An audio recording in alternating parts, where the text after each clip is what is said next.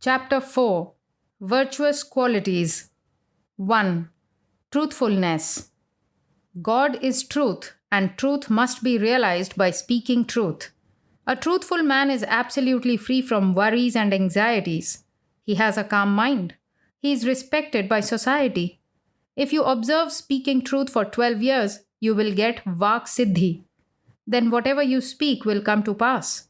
There will be power in your speech. You can then influence thousands. Your thoughts should agree with your words, and the words should agree with your actions. In the world, people think one thing, say another thing, and do something else. This is horrible. This is nothing but crookedness. You must carefully watch your thoughts, speeches, and actions. The little gain that you get by telling lies is no gain at all. You pollute your conscience and infect your subconscious mind. The habit of telling lies has brought suffering and ruin to many.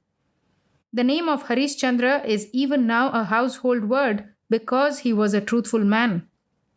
He stuck to his principle of speaking truth at all costs.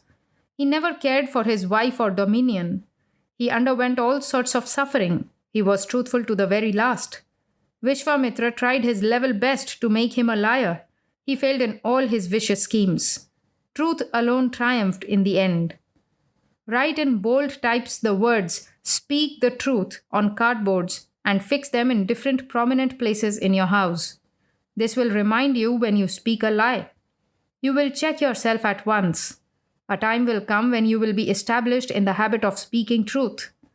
Punish yourself by fasting if you tell a lie. An ethical man is more powerful than an intellectual man. Speak truth at all costs. You may lose your income in the beginning, but in the long run you are bound to be victorious. Even a lawyer who speaks the truth in courts, who does not coach up false witnesses, may lose his practice in the beginning, but later on he will be honored by the judge and the clients. Thousands of briefs will be entrusted to him. He will have to make some sacrifice at the outset. 2. Regularity and punctuality.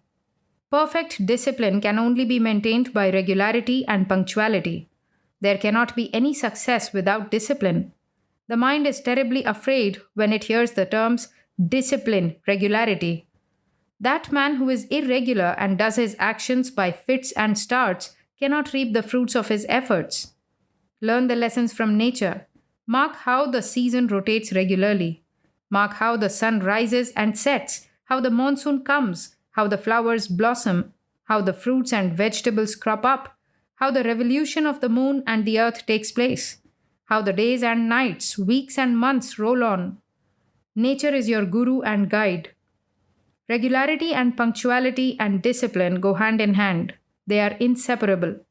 College and school students in India imitate the West in dress, style, smoking, etc. These are all vile imitations. Have you imbibed from them the important virtues such as punctuality and regularity?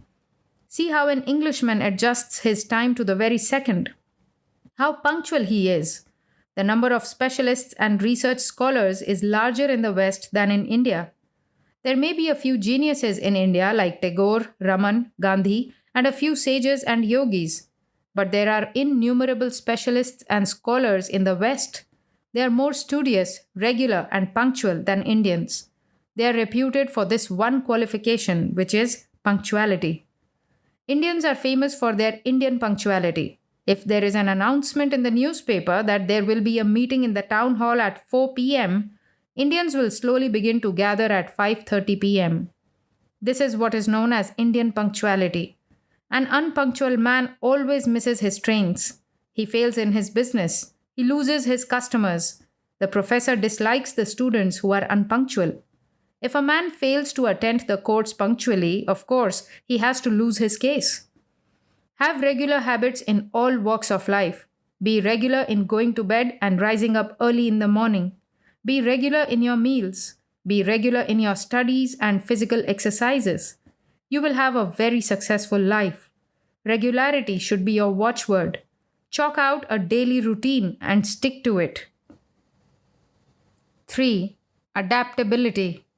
Adaptability is a virtue or noble quality by which one adapts or fits himself with others, whatever their nature may be. A man of adaptability accommodates himself with others, whatever their temperaments may be. This is a most desirable habit or quality for success in life. This has to be developed slowly. The vast majority of persons do not know how to adjust themselves with others. Adaptability is a peculiar knack to win the hearts of others and ultimately the battle of life by a little bit of bending. The wife does not know how to adapt herself with the husband. She displeases her husband always and makes room for quarrels in the house and gets divorced. The clerk does not know how to adapt himself with his boss or superior.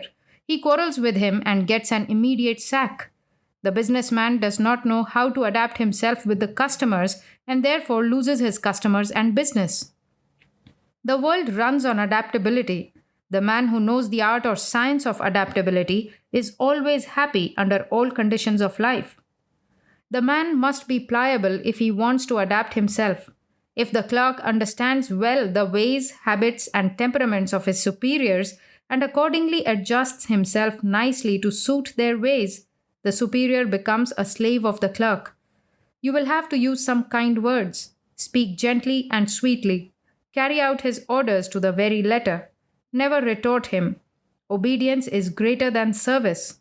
The superior wants a little respect. Say, Hanji, ji huzur. Very well, sir. It costs you nothing. Then your superior will have a soft corner for you in his heart. He will excuse your mistakes. Humility and obedience are necessary for developing adaptability. That egoistic, proud man finds it very difficult to adapt himself. He is always in trouble. He always fails in his attempts. When one student does not know how to adapt himself with his fellow students who are living in the same room, friction comes and their friendship is at stake.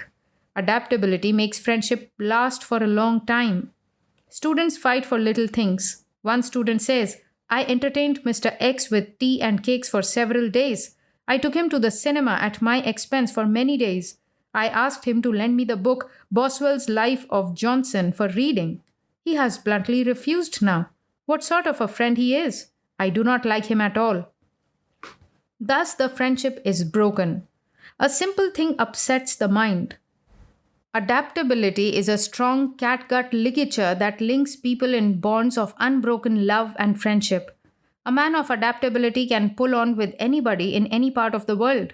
People unconsciously love a man of adaptability.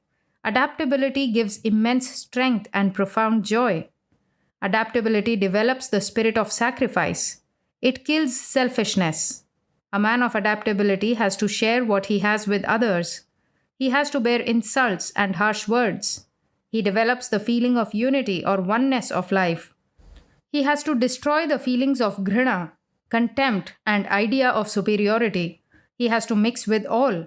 Adaptability develops universal love and kills the feeling of hatred. 4. Sincerity and honesty. A sincere man who is honest always gets success in his undertakings. He is very much liked by his superiors. Honesty is the best policy in the West, but it is a sacred virtue in the East. That man who is endowed with these noble qualifications can penetrate into any region of the world. People will receive him with outstretched hands. Sincere and honest people are very, very rare. A sincere man feels for the troubles of others and tries his level best to alleviate their sufferings. He is very sympathetic. A sincere man is also generous. He is free from crookedness, cheating, diplomacy, and double dealing. There is not a bit of hypocrisy in him. He will not find any difficulty in getting a job anywhere. A sincere man has always the well-being of his master in his mind. A sincere friend, a sincere wife, a sincere son, and a sincere servant are gods on earth. There is no virtue greater than sincerity. It should be developed at all costs by one and all. 5. Patience and perseverance. Patience and perseverance are noble qualities that are born of sattva. No success, either in the material world or in the spiritual path, is possible without these qualities. Difficulties do crop up at every stage, and these are to be overcome by patient efforts and perseverance. The success of Mahatma Gandhi was due to these qualities. He never got discouraged by failures. All great persons of the world have achieved greatness, success, and eminence through patience and perseverance. A man of patience always keeps his head cool. He keeps a balanced mind. He is not afraid of failures and difficulties. He finds out methods to strengthen himself. For the practice of concentration of the mind, one should have asinine patience. Many people get discouraged when they encounter some difficulties and give up the work as hopeless. This is very bad. Patience helps a man in the conquest of temper. Never grumble or murmur. Patience gives immense strength.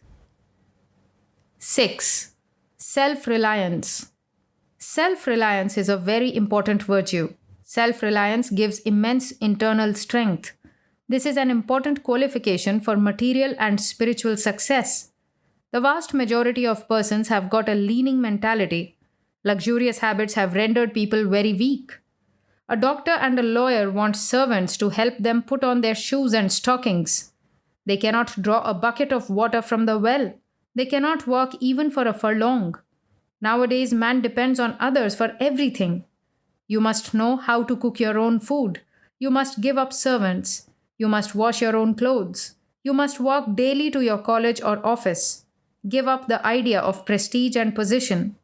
Sri T. Muthuswami Iyer, the late reputed Chief Justice of the Madras High Court, used to walk to the court. His name is still remembered for his virtue of self-reliance. 7. Presence of mind. Whenever you are in a dilemma or trying practical difficulty, never get discouraged. Never lose your heart. Use your skill. Devise intelligent plans and schemes. Call forth all your latent energies or dormant faculties. When the house is on fire, how alert you become. How skillfully and promptly you act at that particular moment. You do not know where from the energy and the power are flowing at that time. You are fully concentrated. You contrive skillful methods then and there to save your property as much as possible and to save the lives of your kith and kin dwelling in the house. Marvelous actions you do. Then you say at your leisure, when the difficulty is over, that some mysterious power of God had worked through you. Do not be wasting time. When once you have resolved to take a definite line of action, carry it out dexterously with cool and calculating deliberation and consideration. Procrastination is the thief of time. 8. Contentment. You well know the maxim, a contented mind is a continual feast. The mind is always restless on account of greed. Greed is a kind of internal fire that consumes a man slowly.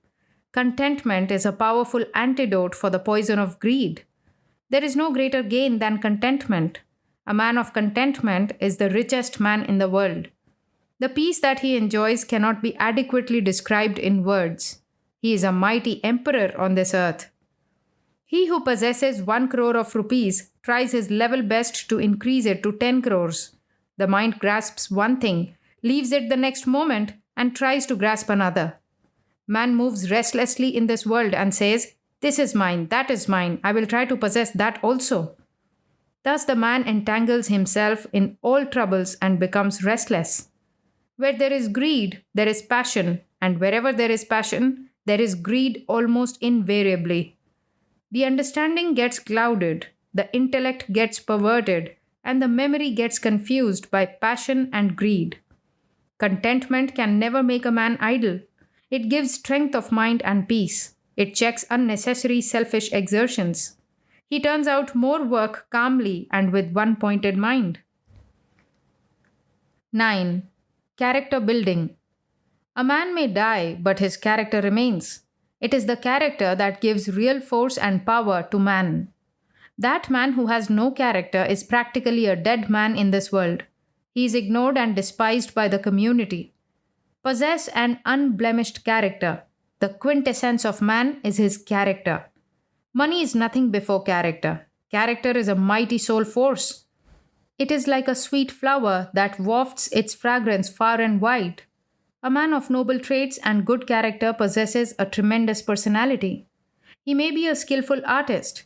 He may be a clever musician. He may be an able poet or a great scientist.